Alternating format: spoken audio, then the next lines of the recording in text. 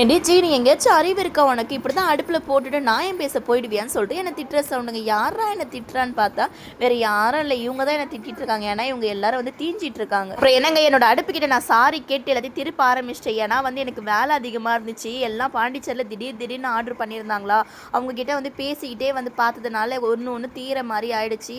நான் ஒரே ஆளாக தான் எல்லா வேலையுமே வந்து பார்ப்பேன். அதாவது கேக் செய்கிறது, லட்டு பண்ணுறது, ப்ரௌனி பண்ணுறது, அதில் முக்கால்வாசி வேலை என் வீட்டுக்காரமே வந்து பண்ணுவாங்க. என் வீட்டுக்கார் ஒரு சில டைமில் வந்து சப்போர்ட் பண்ணுவாங்க, ஒரு சில டைமில் வந்து அதாவது கோவம் வந்துச்சுன்னா வந்து நான் செய்ய மாட்டேன், நீயே வந்து பார்த்துக்கொண்டுருவாங்க. அந்த டைமில் பெரிய கஷ்டங்க எனக்கு.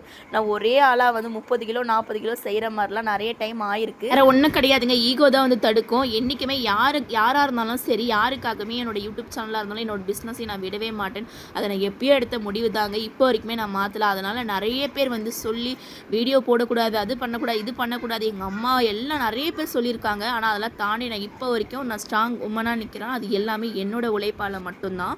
அதேமாதிரி நீங்கள் கொடுத்த சப்போர்ட்டுமே சரி. போன டைமோட இந்த டைம் வந்து நிறைய பேர் ஆர்டர் பண்ணியிருந்தீங்க. அதுவும் சீனி வடைலாம் வந்து 5 kg ஒரே நாளில் வந்துருச்சிங்க. எல்லாமே வந்து செஞ்சுட்டேன். முக்கால்வாசி ஆர்டர் பாண்டிச்சேரியிலே கொடுத்தாச்சு.